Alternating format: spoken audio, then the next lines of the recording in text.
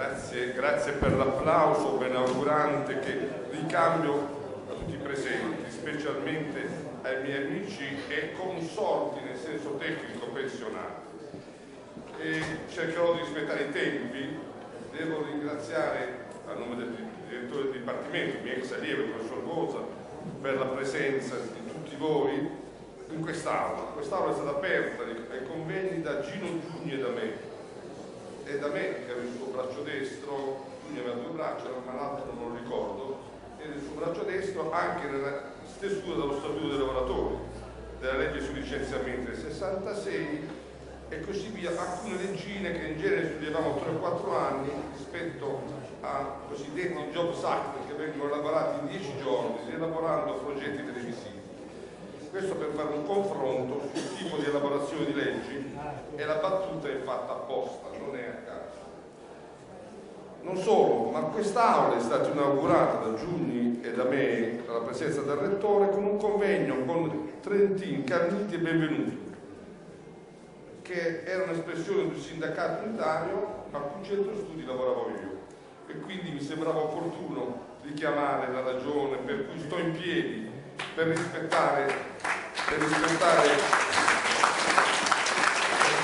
l'impegno morale, oltre che politico e giuridico nostro allora, e adesso Gino Giugni non c'è più, mio allora da giovane assistente, anzi avevo preso la cattedra, ereditavo la cattedra di Giugni. Giugni andava via quel giorno e io prendevo il suo posto nel 75. Immaginate quanti secoli ho e quanto ancora mi deve sopportare l'attuale chiacchierone governo.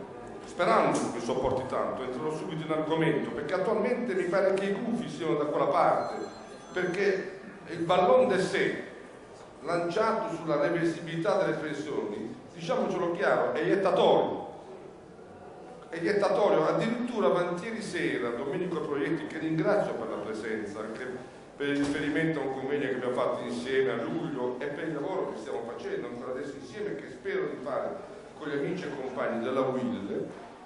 Ringrazio anche il rappresentante che riesce a piacere di averti conosciuto, a esprimere un voto di dissenso storico e eterno dalla mala gestione voluta dell'INPS, voluta. E ringrazio Proietti che ci ha dato un convegno nel quale abbiamo discusso, e c'era anche il ministro Poletti e c'era un signore che avanti sera, non cito il cognome perché è iettatorio, in televisione ha detto: no, non si discute di reversibilità oggi, che è il massimo della iettatura. Se fosse oggi sarebbe che dovrebbe togliere le pensioni ai pensionati, e per il futuro eventualmente, il che vuol dire che c'è una speranza di abbassamento del ritmo e della vita, quindi l'augurio di morire prima per recuperare soldi, cioè riprendersi i soldi che spettavano ai pensionati che fossero sopravvissuti, per poi rapinarli e portarli a sanare velocemente quando è possibile, magari in dissenso anche questo patetico. Ieri ho assistito per caso a un dibattito televisivo nel quale un signore, attualmente per avventura capo del governo, ha mostrato i denti e i muscoli all'interno del Senato, mentre invece a Bruxelles molto spesso, io amo i cappelli, amo i barbini, i borsalini, faccio collezione, si espone un cappello rovesciato sperando che si possa avere qualcosa, una polemica inutile su una mala gestione di bilanci dello Stato. Parlo di questo perché tutto questo riguarda il che fare. Il titolo è nostro, però ci siamo un po' staccati perché Vladimir Ilyich, il cosiddetto Lenin, non è che poi indovinasse bene i cosplan, poi è anche morto rapidamente, ha avuto una velocissima forma di, attualmente si direbbe Parkinson, e quindi non posso non è opportuno citarlo. Comunque il che fare ce lo siamo posti noi, la WILP regionale, la WILP nazionale, perché il che fare veramente ha ragione il Pugliese, va posto adesso, per un discorso finalmente nuovo che brevemente, moderatrice, brevemente, rispettando i tempi, brevemente cercherò di sintetizzare. Quindi 75 abbiamo discusso lo statuto, allora le leggi di un paese in crisi. C'era, se vi ricordate, una crisi energetica che aveva rallentato un grande sviluppo, la prima grande crisi energetica. Adesso di nuovo discutiamo, non c'è più quella unità sindacale che io ho sempre sognato, per cui siamo sempre battuti, anche come giuristi. Ma forse i momenti sono anche abbastanza utili e necessari per riflettere su riprendere una strada comune. Più volte proietti, ma ho sentito anche sia il nostro rappresentante nazionale, abbiamo sentito anche a livello di rappresentanza, si sta rifacendo un clima unitario che forse farà riflettere anche sull'importanza del ruolo del sindacato, che sotto altri aspetti e in altre riunioni personalmente cercherò di portare avanti nel dibattito la necessità ormai di ripensare il ruolo del sindacato e la sua attività. Questa è un'occasione d'oro, questa delle pensioni, è un'occasione d'oro. Oggi si discute qui delle incertezze della politica governativa, ma diciamolo pure della cultura attorno al problema pensioni, attorno ai pensionati, al ruolo dei pensionati. Si discute di flessibilità, di rientro part-time, di recupero, di allungamento intrecciato, il ruolo del lavoro e allungamento della vita, altro che iettature sulla disabilità. Ognuno faccia il suo mestiere e i gufi siano al posto loro, non sulle slides. Quando, non so se l'avete mai visto, cadono i gufi e esce il grande successo su slide, senza mai un dibattito quando vengono mostrati.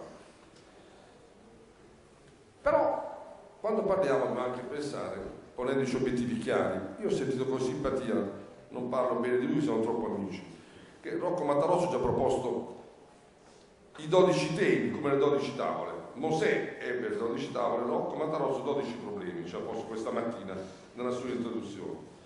Le 12 tavole, come sapete, sono rispettate, sono il Vecchio Testamento. Tant'è vero che poi, giustamente, nel Nuovo si fa lo sconto, si va a 10 comandamenti e qualcuno, sapete, viene regolarmente violato, qualcuno se lo dimentica, anche dai governanti.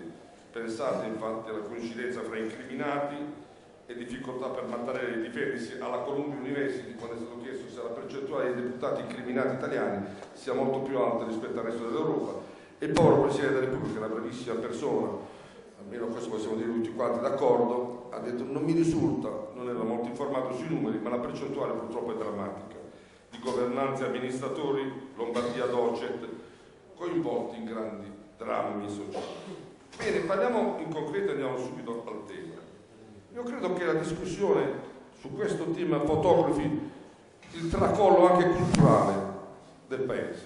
Slides, difficoltà di discutere, di approfondire, con dati, proietti si sforza Domenico di presentare relazioni, bilanci, quadri, e le risposte sono fra il ridicolo e il patetico, anche a luglio nel convegno. Oggi sono mancati i nostri interlocutori, per fortuna forse abbiamo riso di meno, siamo commossi di meno, abbiamo pianto di meno, perché di pianti ne abbiamo visti tanti sulle pensioni. Però il problema rimane, ed è quello di verificare effettivamente il rapporto lavoro produttivo, allungamento della vita, possibilità di prosecuzione diversa, flessibilità diversa, volontarietà di pensionamento, l'ha sfiorato Germano il tema, giustamente, intreccio diverso fra pensionato ritenuto parassita che deve morire, così togliamo pure la reversibilità. Pensate alle vedove che rimangono e ai figli, ai cosiddetti bamboccioni, per quelle persone poco serie che parlano di bamboccioni. Pensate al dramma, all'utilità dei nonni. Io sono nonno e lo so bene. Pensate a questo intreccio. Scaradone giustamente ha ricordato questo tema.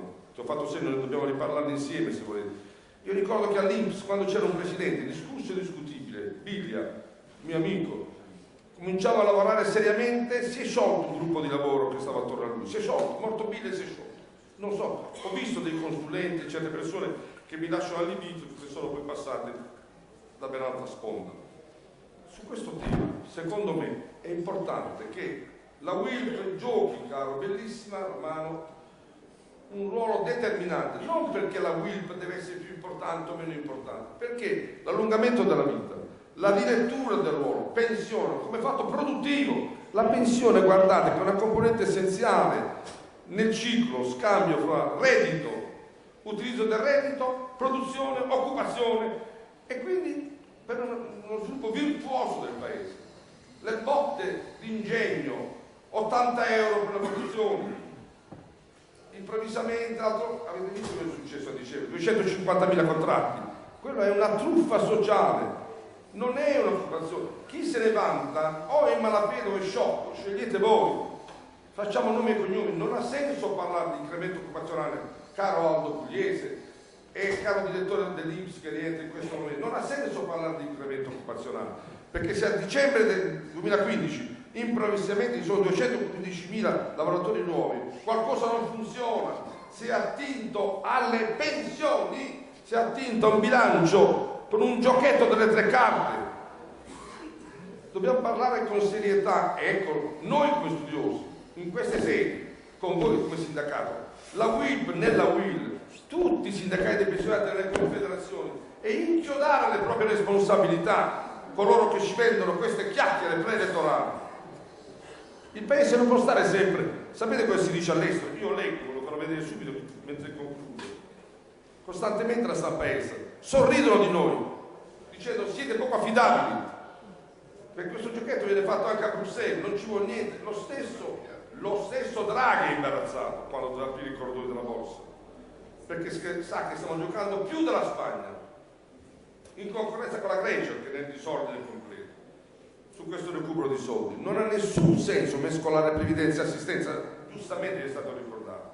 Non ha nessun senso cercare di sanare la sanità con colpi di mano e la sanità continua a marcire.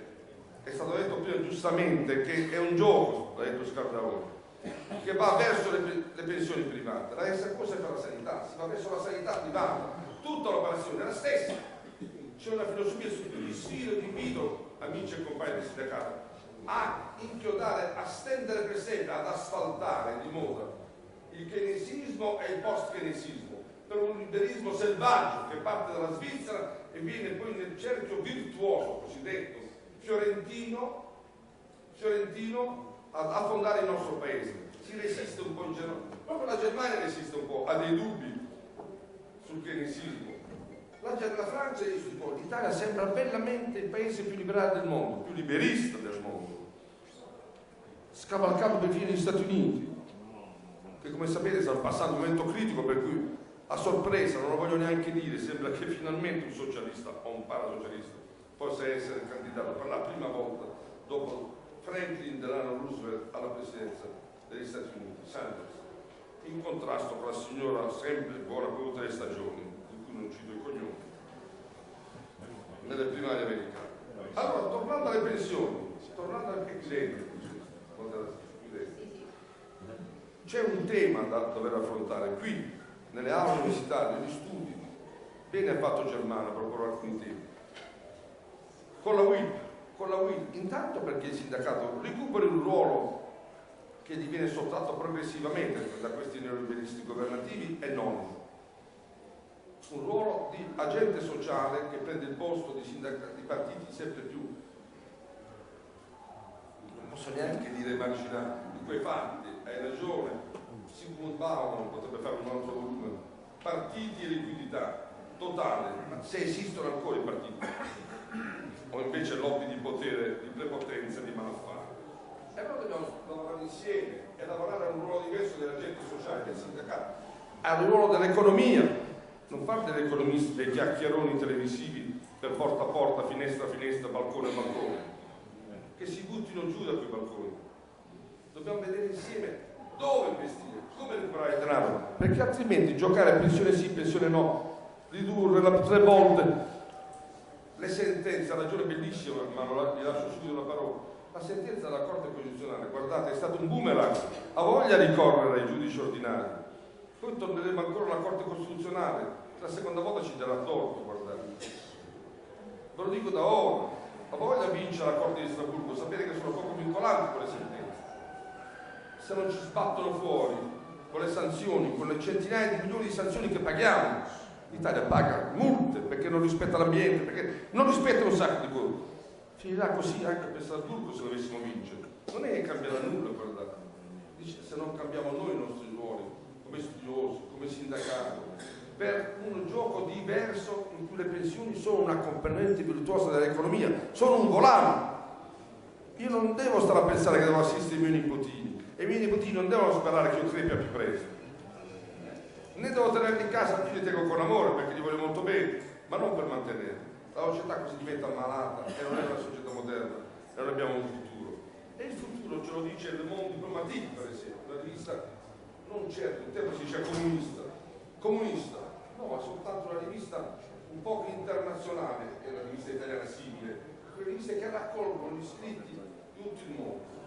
E a pagina 3 del numero di 5 mesi fa c'è un enorme, grandissimo articolo, un'altra storia della previdenza sociale del mondo, un'altra storia, moderatrice, presente un modo diverso. Ritter nel 1980, nella storia dello Stato sociale, un grande economista del tempo, spiega perché la Germania severa e durissima, con governanti liberali di destra, allora si dice di destra, per prima comincia a pensare al sistema pensionistico. Sapete perché? Per riequilibrare il paese, per evitare tensioni sociali, per evitare che la polizia, per esempio, sparasse sugli scioperanti. Così anche in Inghilterra, qui non si spara più, qui si fa diversamente, si drogano i giovani, perché non lavorano e perché non pensino più, perché smanettino solo sui telefonini e sui iPad. I più intelligenti se ne scappano perché se ne accorgono e vanno a studiare fuori. Io ho 3 figlie, la più vicina è a 600 km da me, sono felice per lei. E dico a mia moglie, siamo orfani di padre e madre, iure etatis per età. Ma è benissimo essere orfani di figli e di nipotini. Vorrei averli qua a lavorare, vorrei stare con loro e vederli lavorare, non suicidarsi. Ma vedete mai chi l'ha visto? Programmi tremendi, vecchi, delusi che si sparano, si uccidono nei fiumi e giovani che scompaiono. Non è questo lo Stato sociale di Ritter del 1888. Non è questo neanche lo Stato della Costituzione repubblicana, non è neanche questo lo Stato che io vorrei per un sistema pensionistico. Che fare, Aldo Pugliese? La rivoluzione non lo so, lasciate stare le parole, ma combattere in modo diverso per studiare diversamente, impegnarsi e far capire che la pensione è una componente sociale produttiva. Io non sono parassita, non lo voglio essere. E non voglio essere emarginato, ma non voglio neanche che nessuno dicendo chiacchiere fasulle, comunicando per comunicare in televisione senza dibattito, mi prende in giro dicendo che io sono un UFO. Non lo sono, e quando anche lo fossi vuol dire che gli iettatori stanno dall'altra parte. Auguri a tutti.